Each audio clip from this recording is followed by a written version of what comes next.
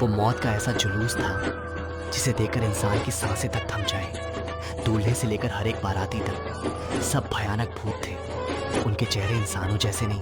अगली सुबह रतनपुर स्टेशन पर सब कुछ पहले जैसा शांत दिखाई दे रहा था, मानो रात की भयावह घटना कभी हुई ही न हो। लेकिन पूरे रतनपुर गांव में मातम पसरा हुआ था। मनोज और उसकी पत्नी लता के निर्जीव शव उनके घर के आंगन में सफेद चादर से ढके पड़े थे। उनके चारों ओर गांव वालों की भीड़ जमा थी। हर किसी की आंखों में डर और बेबसी साफ दिखाई दे रही थी। किसी की हिम्मत नहीं हो रही थी कि वह कुछ बोले। हे भगवान, आज फिर हमारे गांव की एक और बेटी हमेशा के लिए हमसे बिछड़ गई।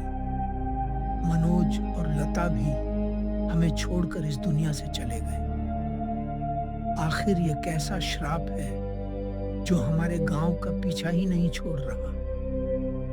हे प्रभु, अब हमारे गांव की रक्षा करो। काका, जो हमने कल रात अपनी आंखों से देखा उसे याद करते ही आज भी रूह कांप उठती है।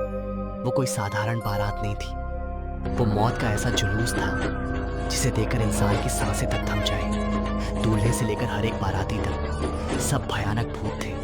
उनके चेहरे इंसानों जैसे नहीं बल्कि जलती हुई लाशों जैसे दिखाई दे रहे थे। जगदीश की बातें सुनते ही चारों ओर गहरा सन्नाटा छा गया। वहां मौजूद हर गांव वाले के चेहरे पर डर साफ दिखाई देने लगा। डर का आलम ऐसा था कि किसी की हिम्मत नहीं हो रही थी कि कोई एक शब्द भी बोल सके। तभी विक्रम बोला, हाँ काका, मुझे डर है कि इस बार उन भूतिया भूतों का इरादा सिर्फ एक बेटी को ले जाने का नहीं है।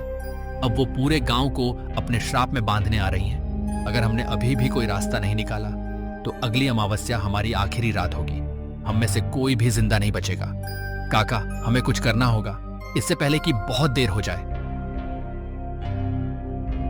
भूतिया बारात के आतंक ने पूरे गांव की नींद छीन ली थी। तभी मुखिया के बुलावे पर सभी गांव वाले चबूतरे में इकट्ठा हो जाते हैं। गांव के सभी लोग एक जगह इकट्ठा होकर उस रहस्य का हल ढूंढने लगे। काका, अगर हम यूं ही चुपचाप बैठे रहे तो एक एक करके पूरा गांव खत्म हो जाएगा। अब डरकर बैठने का समय नहीं है। हमें हिम्मत जुटानी होगी और इस अभिशप्त भूतिया बारात का हमेशा के लिए अंत करके अपने गांव को इसकी दहशत से आजाद कराना होगा। लेकिन भैया, कैसे?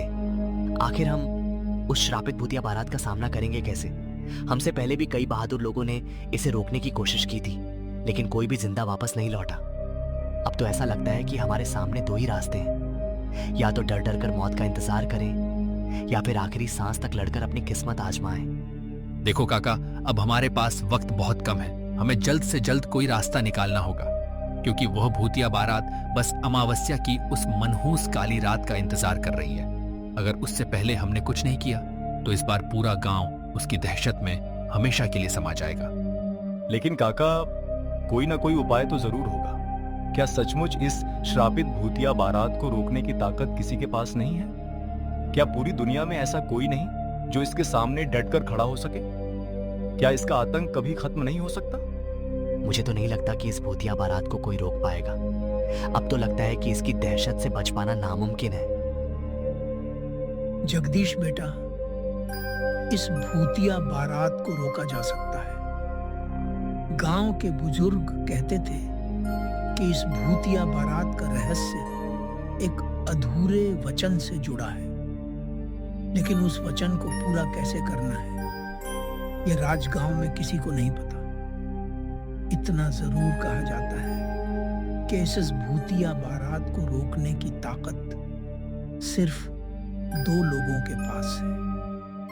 केवल वही इस भूतिया बारात को रोक सकते हैं। लेकिन यह बात कहते ही काका के चेहरे पर डर साफ दिखाई देने लगा, मानो वो कुछ ऐसा जानते हैं जो गांव वालों की आखिरी उम्मीद हो।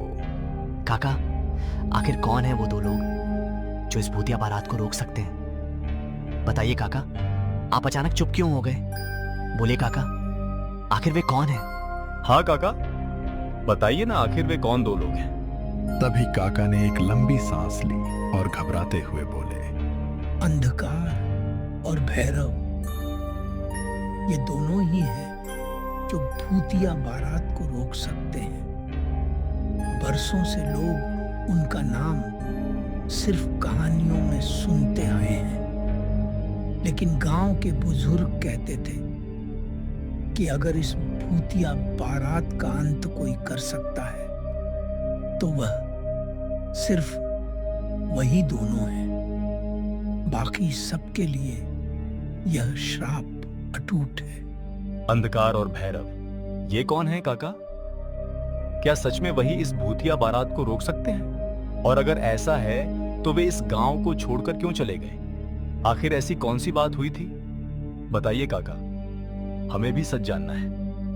दरअसल बेटा, किसी ने अंधकार और भैरव के खिलाफ झूठा इल्जाम लगा दिया था, जिस वजह से गांव के मुखिया ने बिना सच जाने दोनों को दोषी मान लिया और गांव छोड़ने का हुक्म दे दिया। इसका मतलब अब सिर्फ अंधकार और भैरव ही इस गांव को बचा सकते हैं। तो फिर देर किस बात की?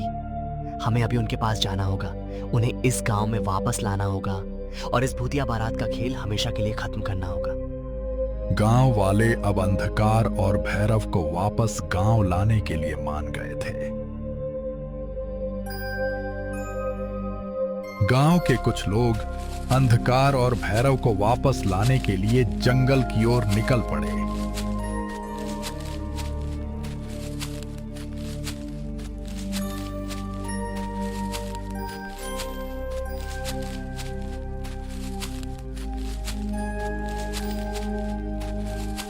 काफी देर चलने के बाद वे घने पेड़ों के बीच छिपी एक रहस्यमयी गुफा के सामने पहुंचे।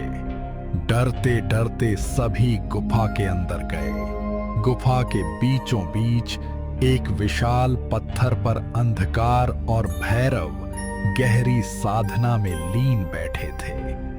उनके चारों ओर काली शक्तियां चक्कर लगा रही थीं, मानो कोई अदृश्य शक्ति उनकी रक्षा कर रही हो।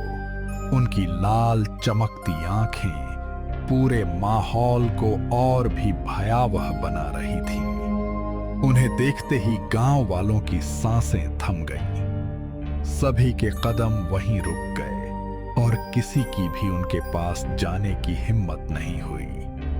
पूरे गुफा में गहरा सन्नाटा छा गया था। हमें पहले से ही पता था तुम लोग एक दिन जरूर आओगे, और यह भी जानता हूं कि तुम लोग यहाँ किस वजह से आए हो। हमें माफ कर दो अंधकार और भैरव, हमने तुम्हें समझने में बहुत बड़ी भूल की। आज हमारा पूरा गांव विनाश के कगार पर खड़ा है। अब सिर्फ तुम दोनों ही हमारी रक्षा कर सकते हो। चाहे तुम हमें स्वीकार करो या नहीं, लेकिन तुम्हें हमारे साथ चलना ही होगा। हमारे गांव की आखिरी उम्मीद सिर्फ तुम दोनों हो।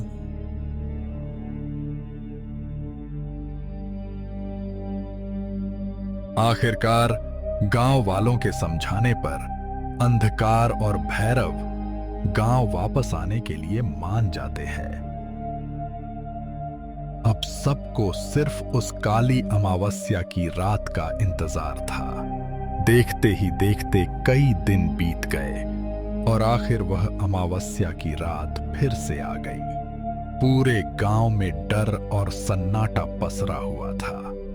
हर कोई अपने घरों में बंद था, क्योंकि सब जानते थे कि आज आधी रात को भूतिया बारात फिर से आने वाली है। घड़ी ने जैसे ही रात के 12 बजने का इशारा दिया, रेलवे स्टेशन की तरफ से ढोल नगाड़ों और शहनाई की डरावनी आवाजें गूंजने लगीं। तभी रेलवे स्टेशन की तरफ अचानक घना सफेद धुआं फैलने लगा।